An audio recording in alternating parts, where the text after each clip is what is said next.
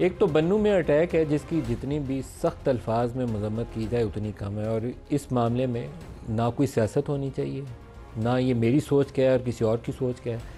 हर उस वाक़े के अंदर जिसमें पाकिस्तानी कौम का एक भी बेटा, एक भी बच्चा शहीद हो जाए, और इस वाक़े के अंदर 18 हैं, 13 सिविलियंस और 5 जो हैं वो सोल्जर्स हैं, तो उसके लिए पूरी कौम को बेहक आवाज़ कहना चाहिए कि ऐसे कातलों को, ऐसे खारजियों का ख़ात्मा इस मुल्क से यकीनी बनाया जाए। बेहक ज़बान कहना चाहिए और पूरी क़ुव्वत के साथ इनको कुचला जाए।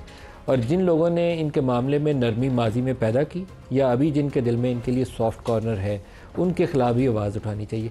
इस मामले में हमारी इस्टेब्लिशमेंट का भी कसूर है, कभी दाएँ चलना शुरू कर देते हैं और कभी बाएँ चलना शुरू कर देते हैं। इस मामले में एक ही रास्ता है और वो सीधा रास्ता है, इसके अलावा कोई रास्ता नहीं है। और उस रास्ते से माजी में भी जो हटा उसने पाकिस्तान का नुकसान किया। जहाद अफ़गानिस्तान से शुरू हो जाए और आज तक की तारीख़ में जो जब भी हटता रहा, 90s में हटे तब पाकिस्तान का नुकसान हुआ। ये जितने मुसल्लह जत्थे थे पाकिस्तानी सरज़मीन पे जब पैदा हुए तो उस वक्त हमें आंखें खोलनी चाहिए थी कि कल ये हमें काटने को दौड़ेंगे, हमारे बच्चों का खून बहाएंगे। APS के अटैक में यही हुआ। फिर हमने इनके लिए दरवाज़ा कैसे खोल दिया मुझे समझ से बालातर है।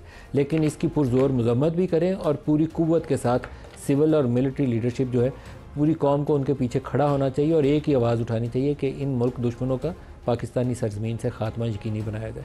आज की जो दूसरी इंपॉर्टेंट डेवलपमेंट है वो अमरीकी सदर का एक स्टेटमेंट है जो कांग्रेस के अंदर उन्होंने काउंटर टेररिज्म कोऑपरेशन के हवाले से पाकिस्तानी हुकूमत का शुक्रिया अदा करते हुए पाकिस्तान का नाम भी लिया। पहले उनका बयान सुन लें, फिर मैं आपको खबर बताता हूँ कि खबर है क्या।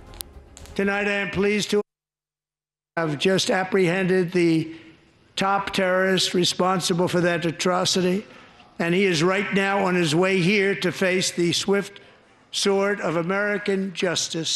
And I want to thank especially the government of Pakistan for helping arrest this monster.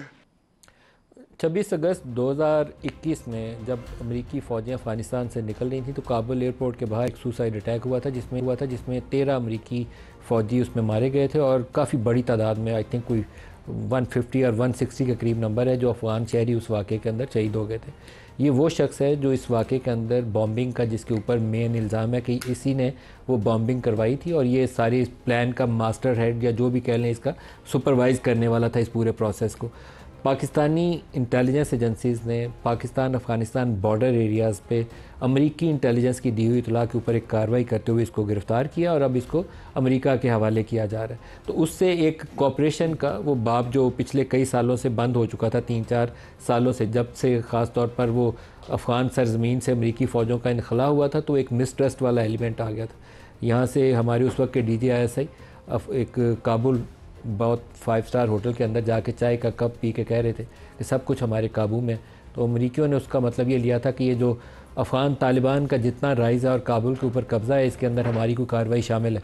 उसके बाद एक तनाव वाली कैफियत थी, वो कुर्बत जो करीबी एक ताल्लुक़ था दोनों ममालिक के दरमियान, उसमें रुकावट आई हुई थी। इस वाक़े की बाज़ जो माहिरीन है वो इंटरप्रिटेशन ये कर रहे हैं कि शायद वो दो तरफ़ा ताउन जो है वो दोबारा से उसका आगाज़ हो जाएगा। आज जो प्रोग्राम में हमारे साथ शुरका हैं उनके साथ हम ये सिक्योरिटी के हवाले से भी बात करेंगे।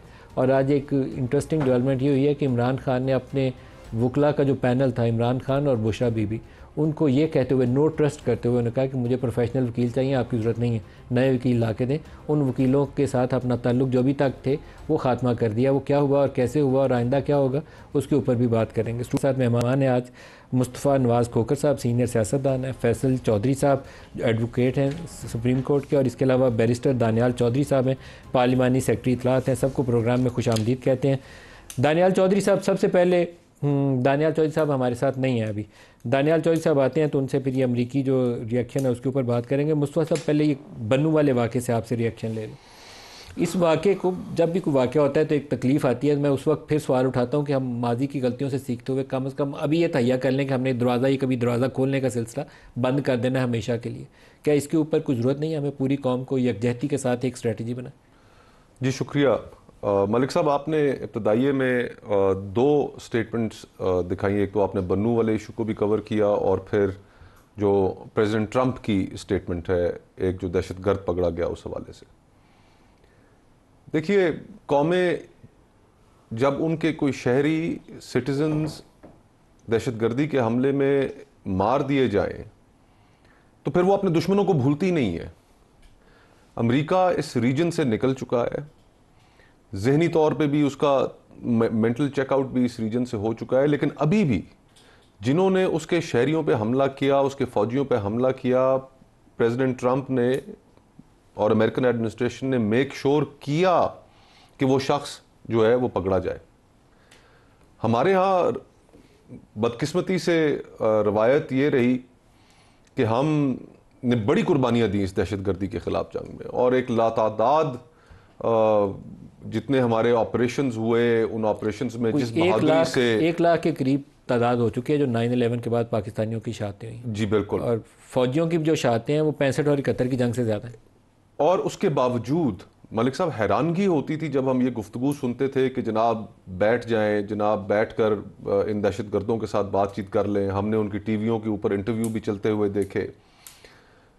साने APS एक कितना अलमनाक सानिया था कि हम तो तसव्वुर भी नहीं कर सकते कि उन वालदैन पे अपने मासूम बच्चों की जो लाशें थीं जब उन्होंने वो उठाई तो उनके ऊपर क्या गुजरी होगी, या रोज़मर्रा की बुनियाद पे जो हमारे जवान शहीद होते हैं जब उनकी मैयतें वापस अपने घरों में जाती हैं तो उनके वालदैन पे क्या गुजरती होगी। लेकिन इन तमाम चीज़ों के बावजूद हमारी कोई क्लैरिटी नहीं रही। अभी मुझे थोड़ा बहुत एक ये ज़रूर नज़र आता है कि माजी की निस्बत एक क्लैरिटी मौजूद है कि हमने इन दहशतगर्दों का कला कमा करना है और इनके साथ लड़ना है। लेकिन उस स्ट्रैटेजी को इफ़ेक्टिव बनाने के लिए आपको पार्लियामेंट की, आपको सियासतदानों की, पॉलिटिकल पार्टीज़ की एक हिमायत दरकार है। आज उस तरह का कंसेंसस पॉलिटिशियंस नहीं फराहम कर पा रहे। देखिए, ये अब कई इस ज़िमन में ऐसी बातें हैं कि जिनका जिक्र करते हुए भी हमें अफसोस होता है कि सियासतदानों को खुद आगे बढ़कर इसमें लीड लेनी चाहिए, ओनरशिप लेनी चाहिए, और जो आपको पोजीशन ऑफ स्ट्रेंथ आपकी सिक्योरिटी फोर्सेस दिलाती हैं, उस पोजीशन ऑफ स्ट्रेंथ को आपको फिर उस मौके पे लूज नहीं करना चाहिए।